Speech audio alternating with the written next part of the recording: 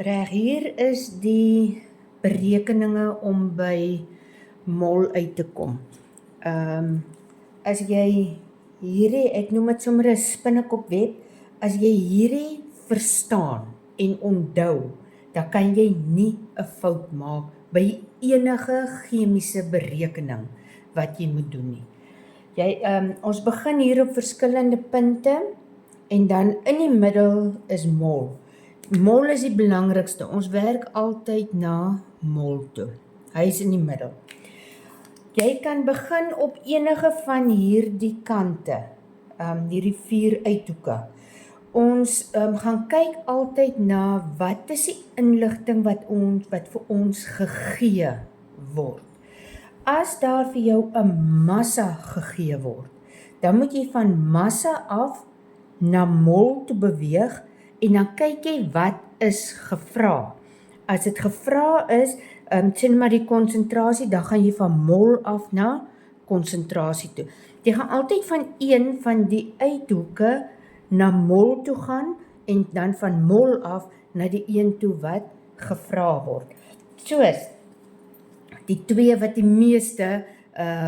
meeste gevra word, is hierdie massa mol konsentrasie, is daai lyn.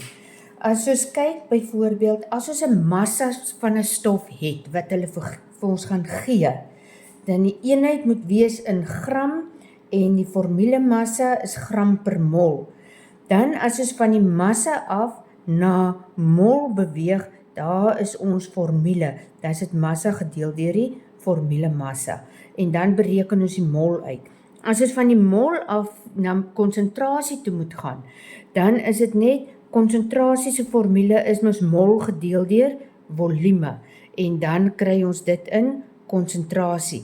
Al wat hier vir ons net van uiterste belang is daar, ons volume moet wees in kubieke desimeter. Soos jy moet daai omskakeling moet jy doen. As jy 'n konsentrasie kry en jy moet van konsentrasie af gaan na massa toe, dan is dit konsentrasie. Jy moet van konsentrasie af na mol toe gaan, daar is jou rigting van jou pyl, kom jy by mol uit. Soos dis die konsentrasie maal die volume, daai volume moet ook in kubieke desimeter wees. Kry jy jou mol hoeveelheid en dan gaan jy na jou massa toe. Onthou hier by mol gaan ons altyd werk met die mol verhouding daar. Ons kyk altyd na die 2 stowwe se mol verhouding. Daar doen ons net hier binne by mol doen ons net die verhoudingsom, die verhouding berekening, en daarvan af gaan ons dan weer na die massa toe. Dieselfde as ons by STD en gasse, as ons met gasse werk, dan kan ons die molêre gasvolume, kan ons ook gaan bereken. Maar hier moet julle in gedagte hou, dit moet by standaard temperatuur en druk wees. En standaard temperatuur en druk is mos by 273 Kelvin of 0 grade Celsius, en standaard druk is 101,3 kilopascal of ook 1 atmosfeer druk.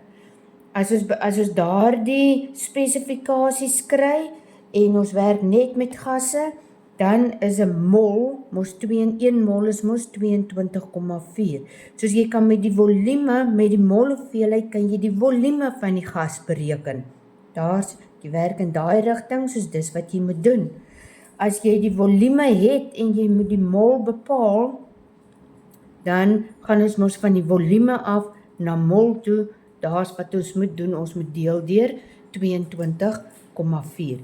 Hierdie berekening en uiteensetting, leer dit, skryf dit vir jou, maak jou eie nota as jy jou eksamenpapiere kry. Maak jou eie nota hier volgens dit. En dan sodra jy by enige chemiese berekeninge kom wat jy moet doen, dan kyk jy net hierna. En dan maak net seker dat jou rigting so is reg. Dat jy weet wanneer deel jy en wanneer maal jy. Jy kan nie 'n fout maak nie. En dan sit net altyd daai 6 stappe wat ek nog in al my video's vir julle gegee het vir stoichiometriese berekeninge of by titrasieberekeninge, die K-waarde.